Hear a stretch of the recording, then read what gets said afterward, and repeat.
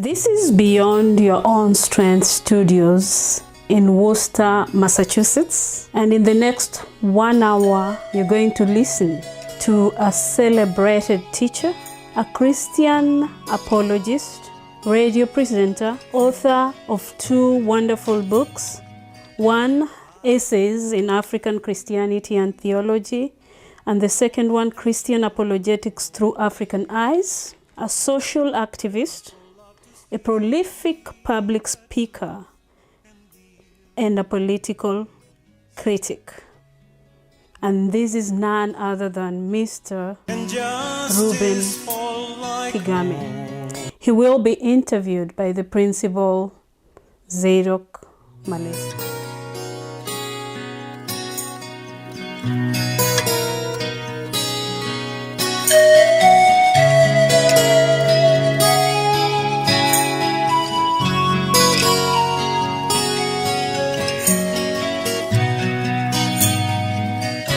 I have a dream of a nation of the Lord, where people love to speak the truth and live in peace, where love and justice fall like morning rain, where the word of God is read and practiced everywhere. I have a dream of a nation of the Lord.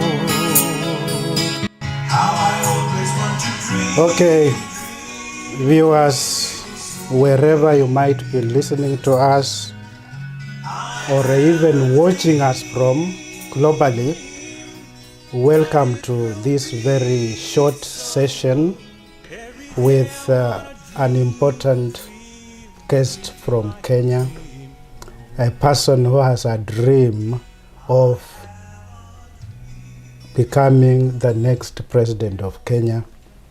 So, Reuben Kigame, welcome.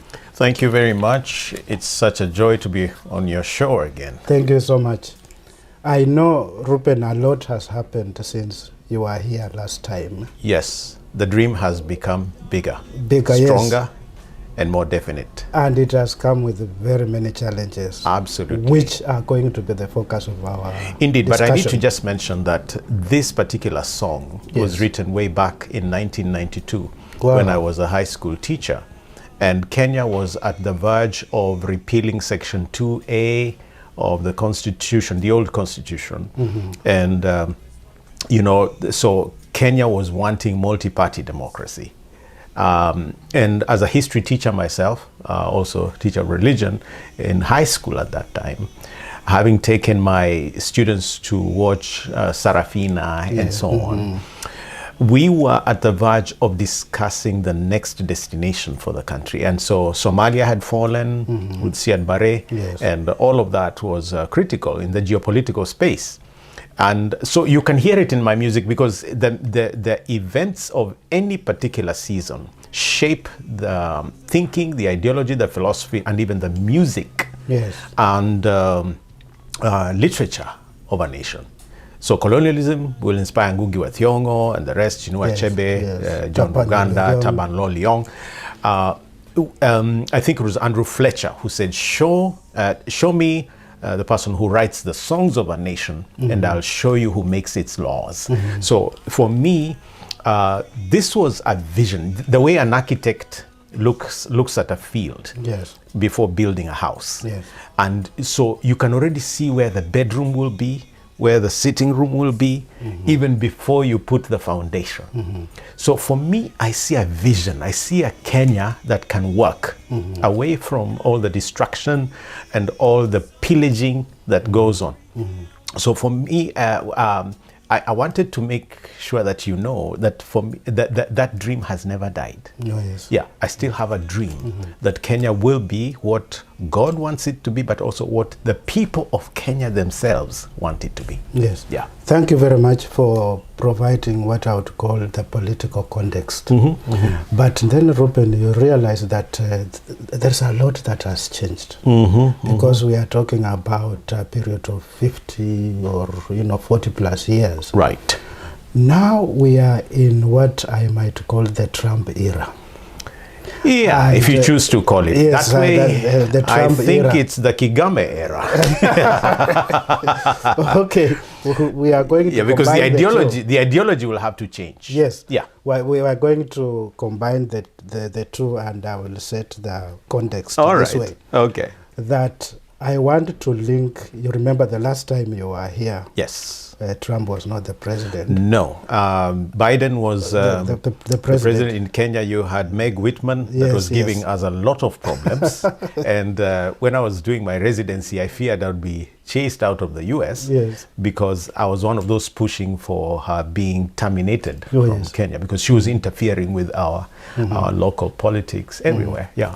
Of course, Western countries do that all Oh, the yeah, time. We know absolutely. that. Yeah. So I want to link your political philosophy, especially your purpose, your mission, and of course your values, in terms of what should I call the signature tune, if I may use that Right. phrase, of character transformation. Yes, as your, yes. very important, Yes. principle. That without that, I don't see transformation happening actually. Oh, yes. Because it's people that lead. Yes. And if you ignore people's character, you will actually be ignoring the engine that drives leadership. Yes. The character of someone shapes what a nation will look like. Yes. Yes. Yes. So what I wanted to know from you in what I'm calling the Trump era, Right. if you look at the character of Trump, is a person who is dramatic, a person who is provocative, a person who is unpredictable, Right. a person who has a lot of political power, Yeah. economic power, and because of his alliance with Elon Musk, technological power. Right. So that makes him a very powerful person. So I wanted to know from you, if things go well, you will be the president in this era of Right. Trump. Towards the last part of his reign. Yeah. So how do you link your vision, your political philosophy with Trump and his character? So, Yes. because my focus for any leadership is about character, Yes. character, who the person is and how they behave, Yes. especially with regard to power, the economic, and as well as how they treat people. Yes. That makes the whole difference of whether a country will succeed or not. Charisma is one thing. You can have the charisma. Yes. You can have, this chest thumping, all the promises you make as you go into office. But that is not what makes leadership. Yes. Because you have seen in Kenya, for example, how Ruto used rhetoric, charisma, and so on, to actually get into power by lying, by telling lies. Now, once you begin to use your personality, your gifts, your talents, and so on, to do what is wrong, now you are back to character. So for Trump, who cares if he is a good speaker or a good debater and so on? What matters is how he treats people, and how you treat people depends on your people philosophy. Yes. What I call Utu. Utu, yes. Do we dignify people or do we exploit people? That's the main difference between someone who will succeed and someone who will not succeed. Because if you focus on people, if you actually serve people, you are bound to succeed. Yes. The most successful leaders, whether you are just looking at Winston Churchill here, or you're looking at even in Kenya someone like Kibaki, Yes. or a Mandela, Yes. it's all about political philosophy. Yeah. You see, Mandela had a chance to exercise vengeance. Yes. Kibaki had a chance to exercise vengeance against Moi, but they choose the path of serving people, And so you can bury the past, that is buriable. There is a past you shouldn't ever bury. Like if someone has messed up a country, they should be punished for it. Yes. They should be jailed. So that character will determine whether you succeed or not. If you serve people, they'll love you. If you don't serve people, they'll throw you out. Now, Trump is drunk with power. He's drunk with history of, being able to talk whatever he wants and get away with it. You see, making America great again cannot be done without making the people of America great.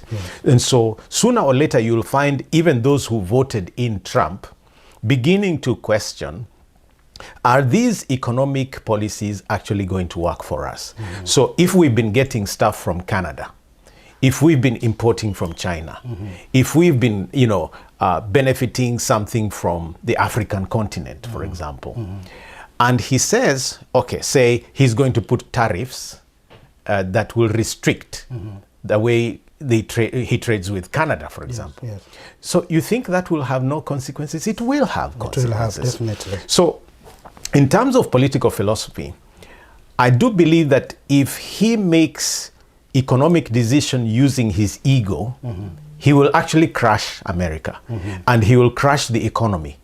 And I mean, we've seen America have a crashed economy, and the depression notwithstanding. But even by the time the turn of the century is coming, America is actually hurting, and economic decisions you make can actually make you poorer or struggle. When Ruto decides to overtax the people of Kenya, in a continent that has someone like Traore, Ibrahim Traore, Burkina Faso, actually looking at the option of completely abolishing taxes. You see, same continent, two different scripts. So if you abolish taxes or reduce them, even if you just brought them down, you know what you do? You attract investments. I had Elon Musk, wanting to go into Burkina Faso, to bring his investments there. So if you actually reduce taxes, you actually empower the people of Kenya. If you rob their pay slips, you not only make them hate you, but you make life more difficult for them. And so the productivity goes down. You have seen some people shutting down and going to put up shop in Tanzania. Because of bad decisions. You don't have to make bad decisions. And so if you were to put me on some kind of political, ideological scale, and you had Biden, actually it should be Biden on the left, and you have Trump on the right. So you have leftist, rightist, you have the Democrats, you have the Republicans. I would actually fit in none of the two. So I lean personally more towards centrism, which also, in terms of geopolitics, would attract something like non-alignment. So for example, in the Israeli-Palestinian question, I am not pro-Israeli and I'm not pro-Palestine. I am pro-peace, pro-truth, pro what is just. So justice. So in this equation, what is the justice? In this equation, what is the thing that will advance the greatest peace? Because this world belongs to all of us. And all these geographical boundaries, some people have bigger countries than others. You can't then use your power to bulldoze over other people. It is the wrong way to go. So when Biden was making Kenya what you call strategic, non-aligned, was it NATO? Yes, non-aligned NATO partner. So you non-NATO partner.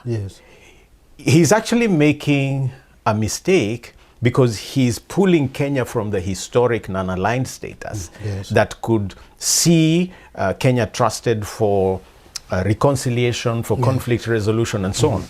But Ruto does exactly the same thing because he's looking for power and business deals. So he'll bring in the RSS from Sudan. He'll do deals with Congo. He will even, go into the Kosovo situation.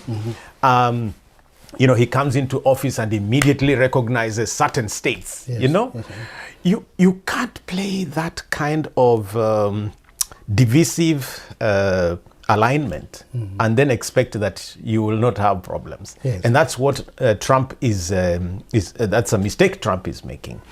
But, you know, if you're looking at geopolitics, you don't only look at how you trade with your neighbors. Yeah. You look at how your people within the country actually trade. Yeah. So, for example, if Ruto begins to borrow from the local institutions, Yes, the local banks markets. and so on, so what happens is he's taking all the money that the Kenyans should be borrowing. So what happens? You depress the economy. Yeah. Now, these are things I thought would be obvious, but they don't look obvious. No. No. Yeah, so much for Trump and his tariffs, which are hurting globally. Yeah, but he won't survive. Yeah. Because when China begins to act, Yes. and you know, China has been training its population in terms of economic stability much longer. Yes. We laugh at them and say these communists and so on. They're not communists. They're taking care of Yes, the yes, people. yes. And whether it's just investing in technology or investing in manufacturing and so on, China is way ahead of the US. In fact, if you go into offshore sourcing that the US does, right now, if you call certain numbers, the person that will answer the call is maybe a lady or a man in India In or India Singapore. or China. Yeah. So that offshore sourcing tells you that the US is extremely dependent, even in terms of economic deals. Yes. The way Trump thinks is we will do this if we can get this. And of course, that's how any leader should think. But if that jeopardizes the way your citizens live, for example, calling everybody an illegal immigrant, okay? So, you know, I'm a philosopher, so Yes. if you are going to say you don't want immigrants in the US, what's the definition of an immigrant? It's someone who has come into America from another continent or place, Yes, okay? yes. That is not within this geographical locus. So I ask the first question: who are the indigenous people of America? Certainly not those who is in No. Here on the eastern part of the United States, you have a place called New England. That is just like having Kisumu ndogo or Kakamega kubwa, you know. So and so you have unspoken tribalism in the US. You have Germans settling in certain parts. You have the English, the French, you know. Italians. Yeah. So when the Africans talk about, you know, ethnicity and so on, they are called tribal.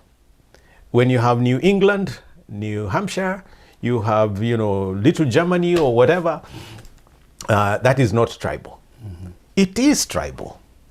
But worse still, who are the people that put up America here, even after the British and the French and the Germans settled in America?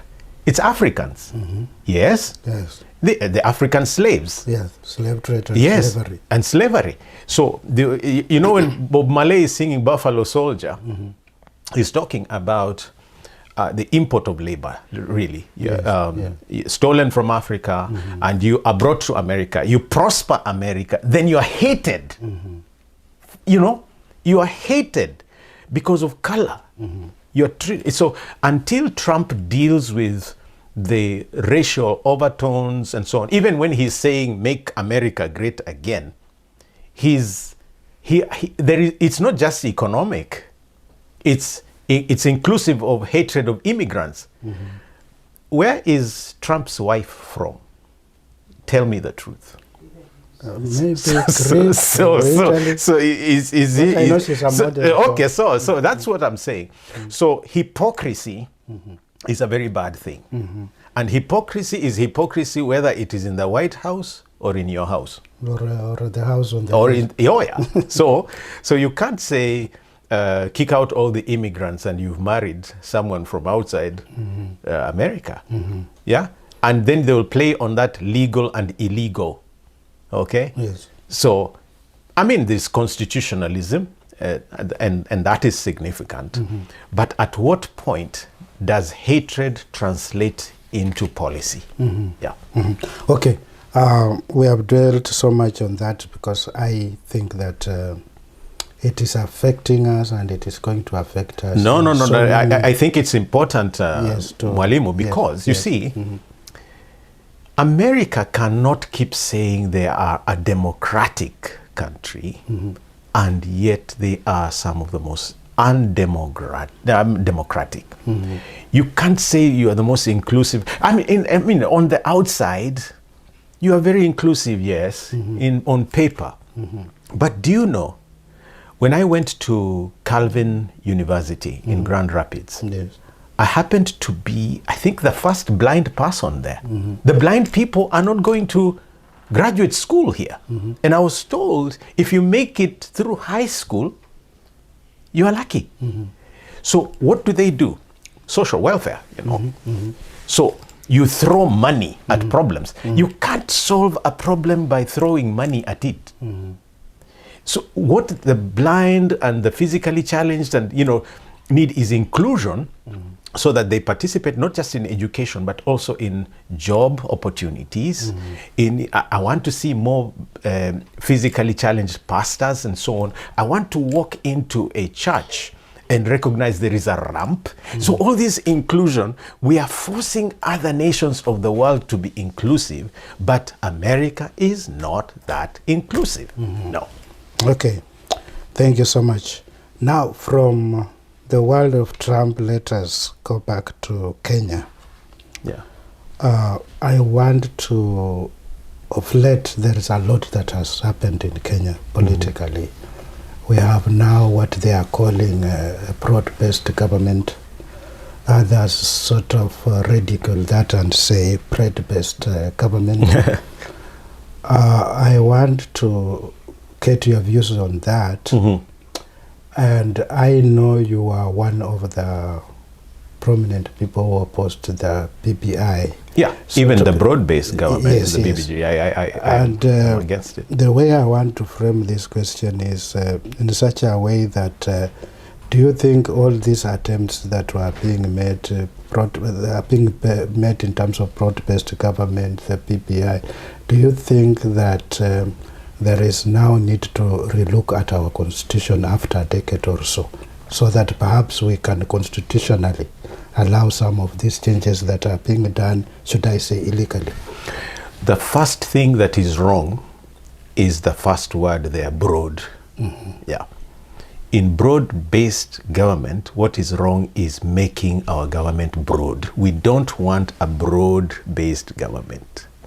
We want a lean government. Because lean government equals less spending.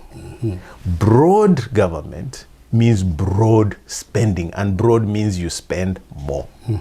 So how many ministries do we need in Kenya? 22? No. We need 16 to 18. Yes. So make it smaller. And on top of that, you don't need assistant CSS, then you have PSS, then you have CASS, you have all this, you are creating jobs at the top instead of creating jobs at the bottom. So we don't want broad-based government that is saying just keep expanding government so that whoever is missing in the government, bring them in, keep expanding. That is how to crash a nation. Because you are going to be spending money that you don't have. That is why there are ministers in like Ruto's government without portfolio. What exactly is the role of Musalia Mudavadi? Yeah? The Luhya community will not like me when I ask that question. But you can't create jobs at the top there just because you want to accommodate your friends. Uhuru did it with people like Tuju. What was Tuju's role? There was no role. These county commissioners, what is their role? Yes, and we abolished the PCs and the provincial system. We don't have a district system. We have a county system. So why are you forcing the old system into the new? In fact, where is the constitutionality of county commissioners? Hizi ni kazi bure. They have no role. We have governors, we have MCAs. We have MCAs, MPs, we have senators, we have people in the counties. This is devolution. Yes. Devolution does not need those offices. And broad-based government is the nonsense that Ruto and Raila have entered into, where ODM and his friends are brought into government in the so-called handshake, and Raila is a master of conmanship when it comes to handshake politics. He did it with Moi, yes, did it with Kibaki. See, the Nusumkate government was handshake stuff, and also did it during Uhuru, and has done it with Ruto. So what is the common denominator? That in the Moi, Kibaki, Uhuru and Ruto regimes, the handshake person is Raila. And we don't realize that as Kenyans. So that when you lose an election, you bargain, you have an economic deal. That is what this broad-based government is. And that's the only place where I recently differed with Kalonzo, because he was guiding that NADCO thing. And NADCO, call it whatever you want to call it, Kenya does not need an expanded government. Yes. That is my philosophy. That's my belief. And so if you gave me a chance, instead of making it broad, I would actually be trying to make it smaller. We don't need more jobs at the top. We need more jobs at the bottom. At the bottom. Yes. Thank you so much. What about now that we are, should I say, in the neighborhood of the next elections, general election, just shy of two years to the next general election. What is your take on the emerging political alliances? Have they started shaping up, or people are still in the preliminary initial stages? I think you, as a major political, a person, I would see it as a pyramid. Yes. Okay. So right now, everybody at the bottom, at the base, is welcome to sort of prospect. And so there are legitimate and illegitimate formations. Legitimate in the sense that, of course, there are real forces of authentic alternative leadership emerging. But then you also have rogue, illegal or illicit arrangements that are state-sponsored. So Uhuru is sponsoring Matiang'i, and you have Ruto trying to penetrate the Gen Z by taking some of them into potential leaders, funding them, and so on, so that you can split the vote. So at the end of the day, what you have is really what the old thing of divide and rule. Yes. And the more you divide, of course, the easier it is to rule. And this is one aspect of civic education that the Kenyan people need, because anyone who divides you will conquer you. Yes. Akijaribu tu kuwa separate, you'll be conquered very easily. And so I say pyramid because towards maybe 2026, mid 2026 into 2027 itself, you will see leaner or stronger but fewer formations. Even if you have a lot of the options, they will be fringe. And at this particular point, I'm part of discussions that are going on towards bringing those authentic voices together.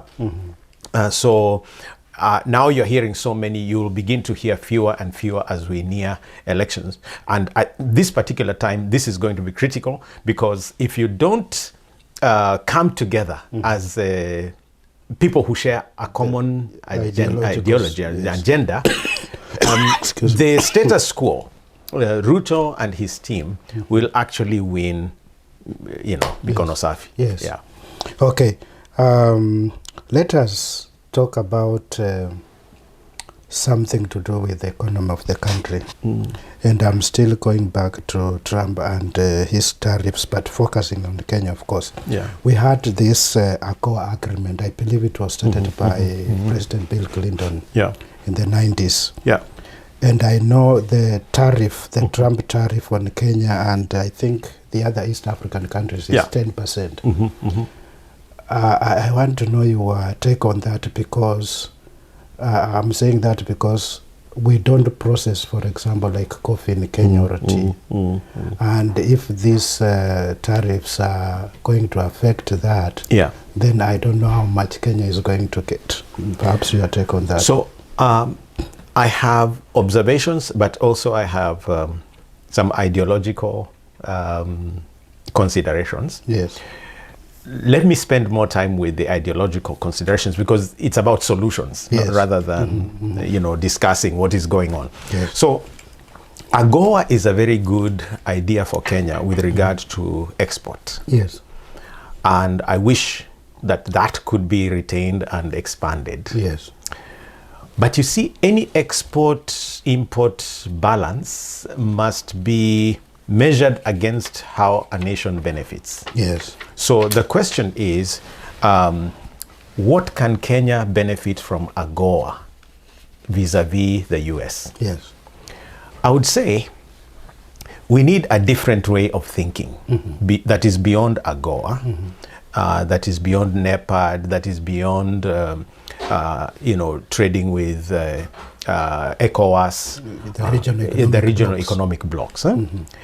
We need to focus on how to strengthen manufacturing locally in such a way that the only thing we are looking for is markets. And then determine our strengths, because sometimes we begin to industrialize or market in areas we are not really strong. Okay? So I would not even bother, for example, with setting up car manufacturing in Kenya.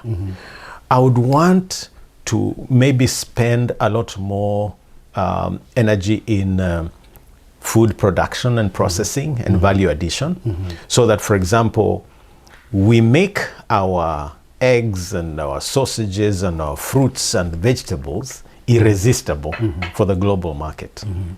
So that you do not have rejects when you send them to Israel or Egypt.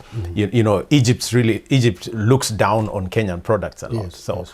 If we cannot please Egypt on the African continent, and there may be competitive issues, then we cannot satisfy ourselves with an AGOA kind of arrangement, because it depends a lot on the president that is in office. They can always change those tariffs for better or for worse. Then it becomes just a negotiating deal.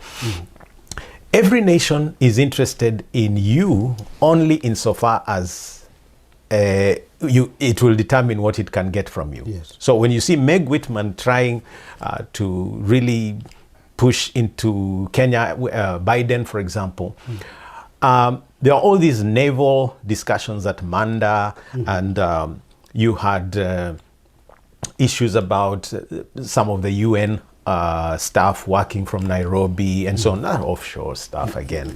So it's what is in it for us. The problem is we don't reciprocate that question, because even AGOA or any other trade arrangement with Euro-bound nations like the Schengen nations in Europe and so on. It's really asking what we can get rather than what they can get from us.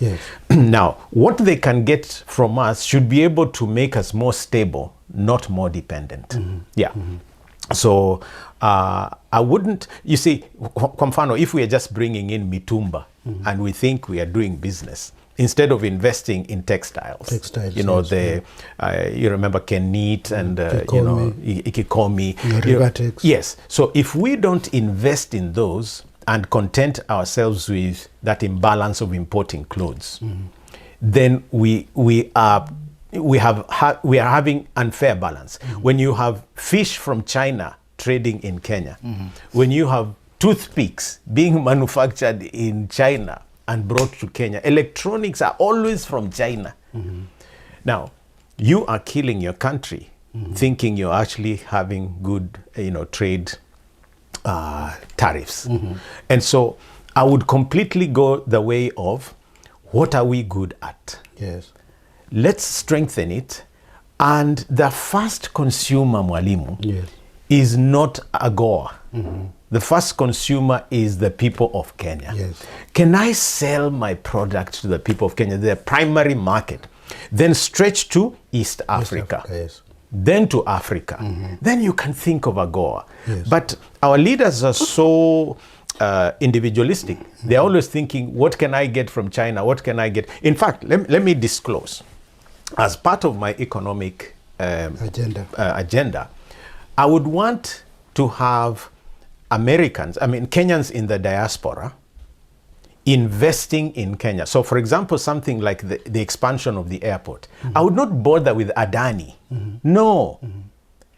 When I want to build a road like the Rironi-Mau Summit Road, I don't go to the French or the Chinese. I'll ask you and Brother Joshua and Gertrude and all these people, kila mtu anatoa something, put up a company or borrow money. For example, you can borrow money in America here in single digits interests, isn't it? You can get 7%, 6%, very good rates. But in Kenya, you're doing 15%, sometimes 22%. So even if you borrowed money as a company to build a road, Yes. you would actually borrow it cheaper here. But that's not the point. You have thousands of Kenyans that can contribute to a company that can take up, irrigation projects, agricultural or production projects, and so on. So I would first of all look at Kenyans in the diaspora before I go and look for money in Europe or China. Yes. Yeah. Thank you. Now, still on regional politics, we've had our president. Let me start this way. Our president is the chairman of the East African Community. And I'm not very sure whether the problem in the DRC has been solved. Because the last time I checked, the DRC president had requested Trump to help him sort out the problem. And the way Trump is going to solve, because Trump, for all intents and purposes, is a transactional leader. Yeah. And I believe to some extent also Ruto is a transactional leader. Well, many global leaders are. So the way the problem, I don't think if it's going to be sorted out, because Trump is interested in the mineral resources, and the DRC man is interested in US deploying some troops in the DRC with weapons, you see. So what is your take on that? I'll split it into three. Yes. The first thing is always look for the common denominator. Yes. In all the transactions. Yes. What is the common denominator in all these guys' transactions or discussions or negotiations? It's gold. It's the minerals. The copper. It's the diamonds. Lithium. Yes, lithium for all these batteries. Now, that is what Trump wants. That is what Ruto wants. That is what Kagame and everybody, even Russia, even China, that's all they want, the resources. Okay? So I would always say, follow the resources. You will find the answer. There is no way Trump will be interested in DRC, whether providing military or whatever, without gaining from it. When the Chinese come, they make a deal and say, we'll give you a better deal. Okay, you want from America 1,000 troops. We're going to give you 5,000. That's how the geopolitical arrangements go. So they see China putting up in Djibouti. They come to Kenya, say, we want to put up in Manda, the military base and stuff like that. So what takes Ruto into Congo is not pacification and conflict resolution. What is taking Ruto into Sudan is nothing to do with, conflict resolution. Now, for someone who is built on character driven leadership, Yes. then I'm looking for solutions for the people driven issues, peace, real peace, Yes. not what I get out of Sudan or Eastern Congo. Now, in order for Africa to actually be free from that nonsense, we would have to kick out all the foreigners. Yes. Yes. So Pan-Africanism must include a resolve that is in the line of what Traore is doing. Yes, of Burkina Yes. Faso. And what the West African nations that have kicked out the French, for Yes, example, yes, are yes. saying, we will have you here if you are going to be equal partners, not if you're going to be exploiting us. Can I tell you something? And I hope you take it to the bank, because if you treat Kenya a particular way, and I'm in office, I'll treat you exactly the same way. Okay? Yes. The first people to kick out from Kenya for me would be, I'm a journalist. BBC, VOA, China, CNN. CNN at least does not have a big Office. At least a station. I'm giving you the example of those who have set up stations, TV stations, radio stations in Kenya. I'll say it's fine. You can set up your stations if you also allow us to set up stations in your country. I would want to see, when VOS sets up in Nairobi, I want to see America giving us a chance to have KBC or, Kenya Broadcasting Services, a new private company, broadcasting in Kiswahili or Kenyan English in the US. If you're not going to give me media space in the US, then I don't want you in my country. You get the reciprocity. Yes. If, as an African nation, you say you're going to close your border, so that our people must have visas to come into your country. I'm going to do exactly the same. Yes, because reciprocity actually builds what you call sovereignty. Yes. Non-interference. Yes. Dignity, the dignity of a nation. So if something is not going to benefit my people, then I'm not interested in it. I'm not going to sign. No. No. Okay. Now let's move on to Africa as a continent. It is strange to say that while the Asian countries are doing something, banding together in the light of Right. what is happening in this Trump era, Europe is doing the same thing. Yeah. The Caribbean is doing the same thing. Latin America is doing the same thing. Yeah. But strangely, there is total silence in Africa. Here I'm talking about the African Union. And I believe that the problem is because the regional economic blocs, which are also supposed to take care of political affairs, they have been weakened. Like you take the case of ECOWAS, the Sahel group, Mali. Even SADC. SADC, there was a problem when we had elections in Zimbabwe, for example. Yeah. And in Zambia, I don't know, 2 years ago. Yeah. The man who was in charge of the SADC group, the election monitoring group, was a man called Nevers Mumba from Zambia. Right. And the Zimbabweans rejected that report. Exactly. So it caused a division in the SADC. So my point is, African Union is still very weak because I've not had any meeting to discuss, how these tariffs are, going to affect African countries. Instead, African countries are being, led to go it alone, individually. So let me break this down for you. Yes. First of all, Africa is not absent from the discussions, but the East and the West are very, very unhappy with Africa going towards the joining of BRICS. Okay? So the BRICS is an alternative to the euro economy, the dollar economy, and so on. You could even say... The Bretton Woods. Exactly, Bretton Woods institutions. So I would say BRICS is actually the way to go. If I became president, I need to make it clear. I would actually be looking to join BRICS. Kenya should join BRICS. Because who said we must trade with the dollar? Who said? Who said we must trade with the euro? You know? So that for countries like Zimbabwe, at the point the Zimbabwean dollar, in fact, why are we even calling it Zimbabwean dollar? Dollar is not our money. So you go to Europe, you have the chrono, you have the euro, you have the British pound, you have all this. You go to the Middle East, you have the dirham.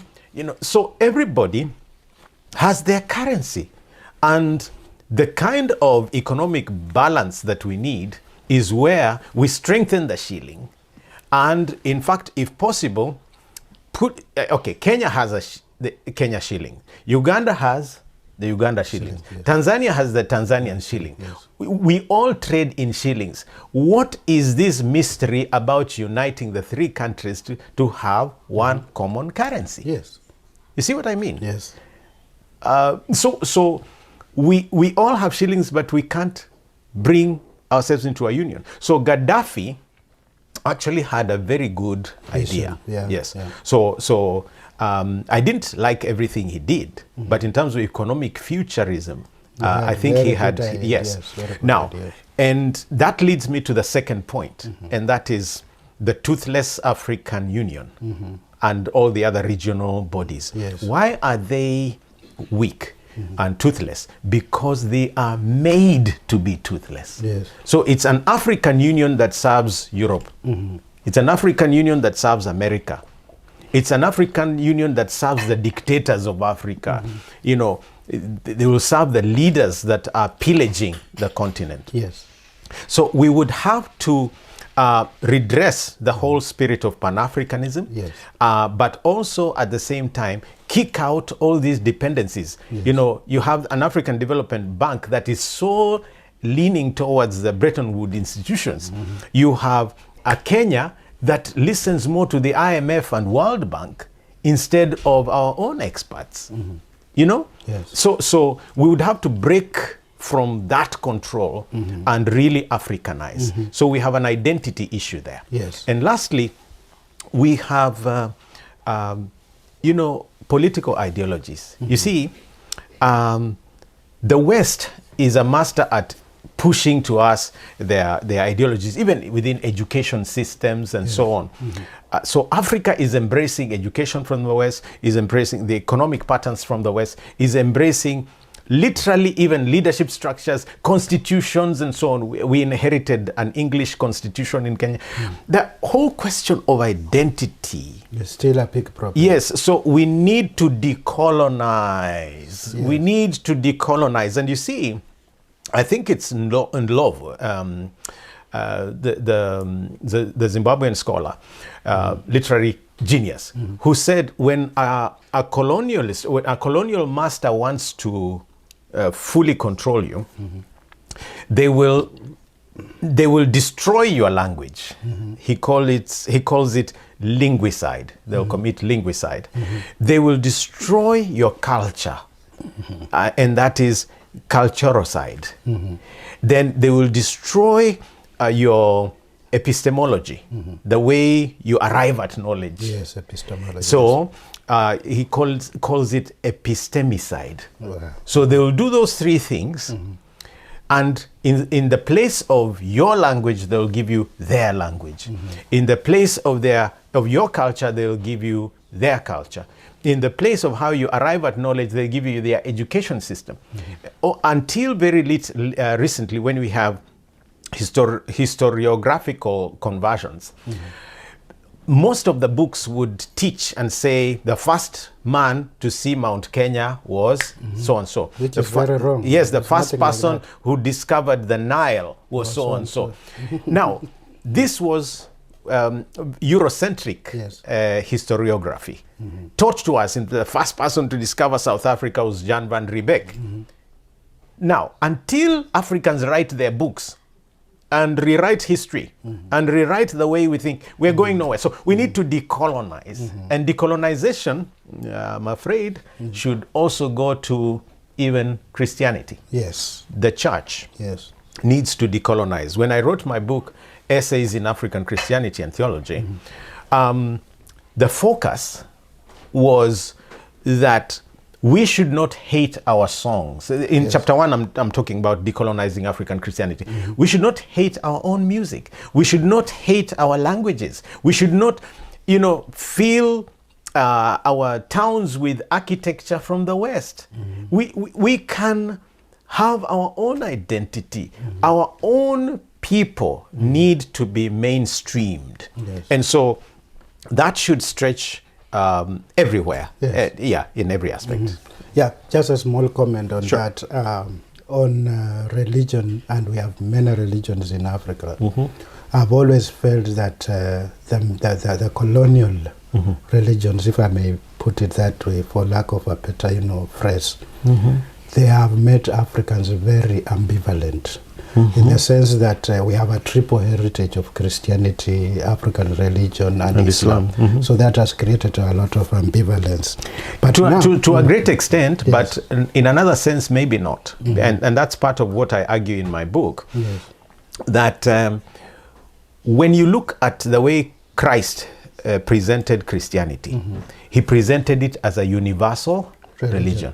For God so loved the world, the whole world, and then it is whosoever believes in him should not perish. That is the gospel. Yes. Whosoever. It doesn't come with a label that the English own Christianity, or Americans own Christianity. Americans have defined Christianity alongside prosperity, all these. But Jesus, and that's the person we should be looking at, brought Christianity that was universal and inclusive, Christianity that had room for Samaritans, for Africans. Do you know the first person who touched the cross of Christ was actually Simon from Cyrene. Cyrene is in eastern Libya. Yes. Okay, and so he helped Jesus carry the cross. The first person to touch the cross was an African. And you can see the so-called Ethiopian eunuch, actually more Nubian. I have many sermons on this. And the Candace, was a female queen mother that ruled in Merowe, Napata, and Dongola.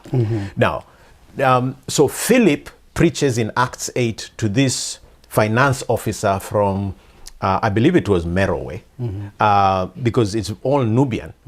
And the man believes, he gets baptized. So the faith that comes to Africa as Christianity, as of Acts 8, is actually pure, unadulterated, Christ-centered faith. It's the Europeans that begin to bring in a Eurocentric version in the 19th century.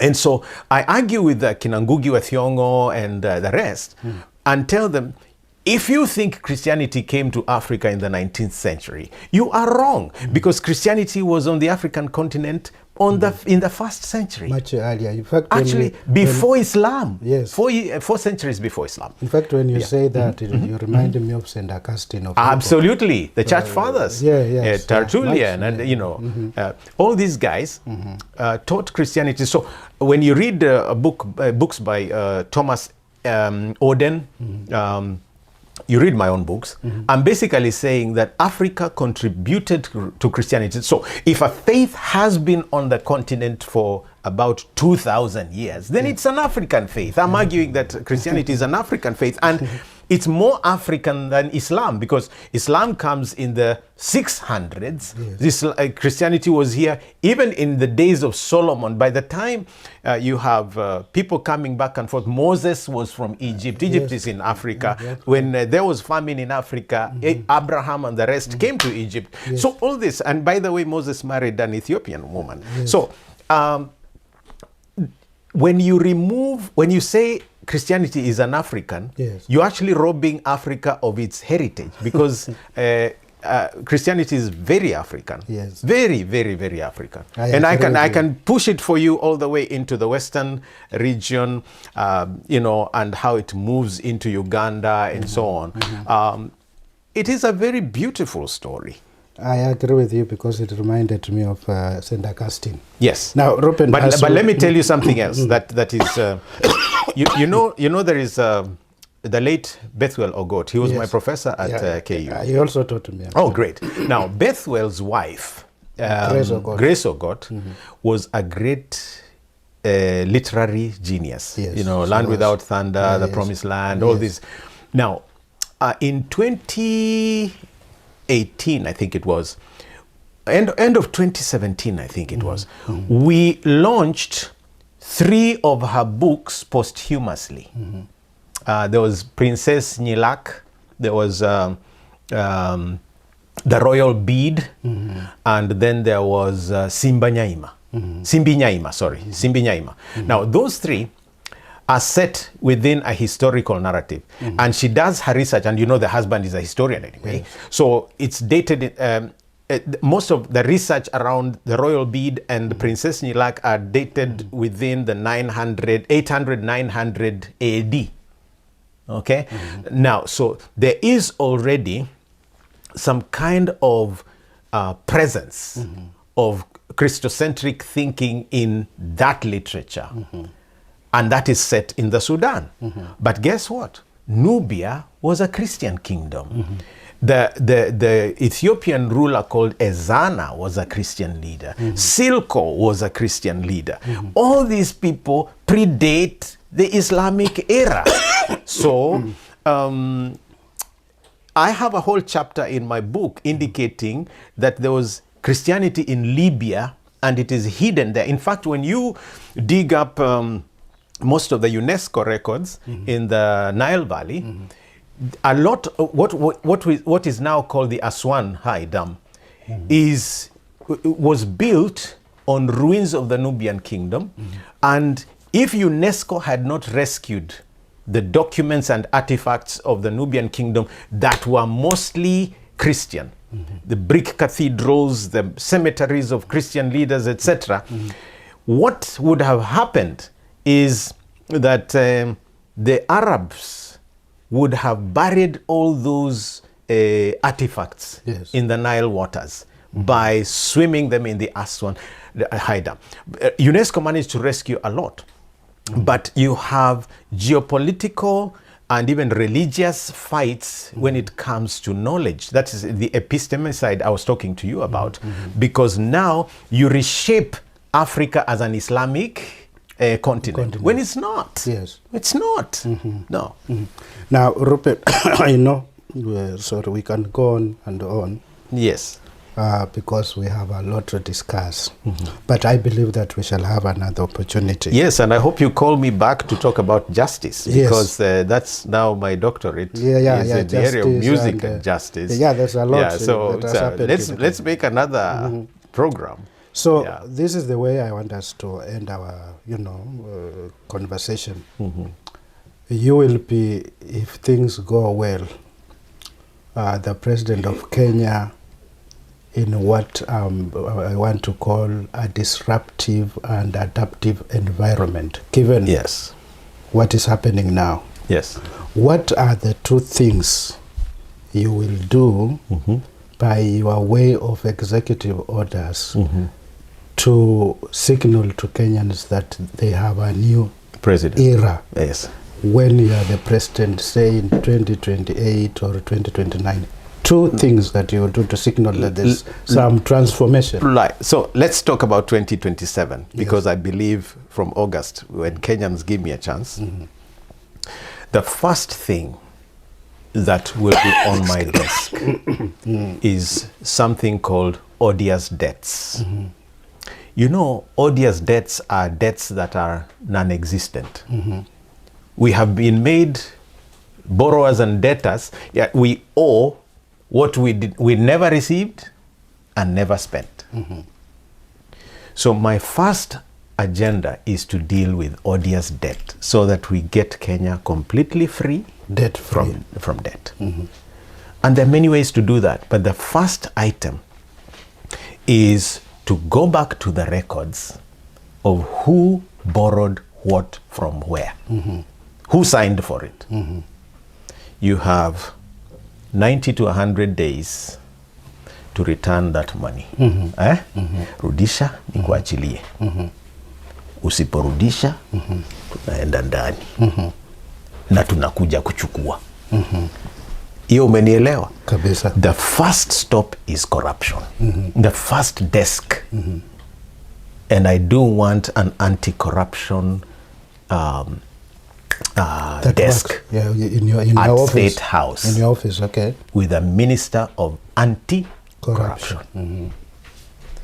I hope that Kenyans permit me to be the first president to jail the unjailable. Yes, those who have declared themselves unjailable, that they can keep looting, they can keep doing what they want. When we bring that money back, we will pay our debts. And next to it is, of course, to stop all the hemorrhage, because for sure, you can be sure that the first place is to form a lean government instead of a broad-based government, and ensure that the jobs are at the bottom, yes, and not at the top. Yes. So that we are not creating more offices, we are creating less. Yes. And that is going to have to be based on character. Character, yes. And national inclusion. Yes. So the first thing is deal with corruption. The second thing is ensure that you form a lean government that serves the people. And the third thing is implement the constitution. Yes. So bomoa ufisadi, jenga Mkenya, alafu tekeleza katiba. Naam. Beautiful. Reuben, that is a very good way of wrapping up this discussion. I want to thank you so much, and I want to wish you all the best, believing that this one is going to be a continuous conversation. Viewers and the audience at large globally, we have been talking to Reuben Kigame, a prospective presidential candidate in Kenya in 2027. We hope after listening to this conversation, you are going to think about him and even support him. Thank you very much. Thank you. Thank you so much. Thanks.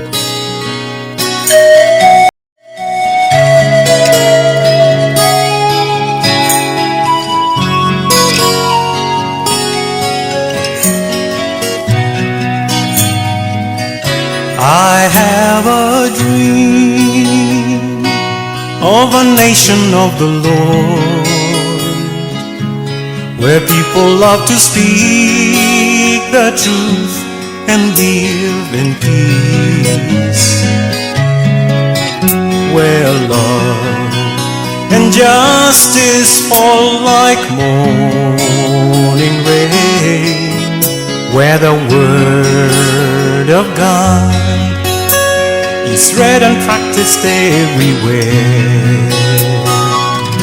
I have a dream, dream, dream of a nation of the Lord. How I always want to dream, dream, dream, it will soon be here. I have a dream that it will be so. Every day I wanna dream, dream, dream till I can dream no more. I have a dream where all children go to school, where the guilty are condemned and the innocent defended, where none will die from biting poverty, and where none lives in loneliness, grief or pain. I have a dream, dream, dream of a nation of the Lord. How I always want to dream, dream, dream, it will soon be here. I have a dream that it will be so.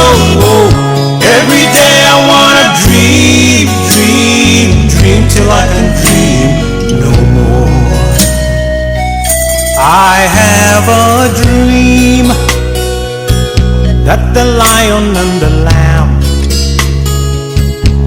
could move as one and graze as one through the thorny shrubs.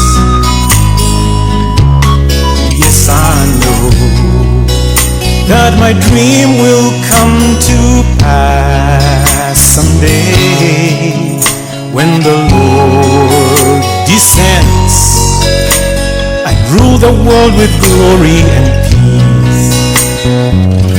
I have a dream, dream, dream of a nation of the Lord.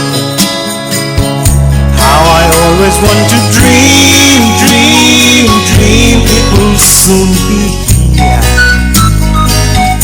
I have a dream that it will be so. Every day I wanna dream, dream, dream till I can dream no more. Every day I wanna dream, dream, dream till I can dream no more.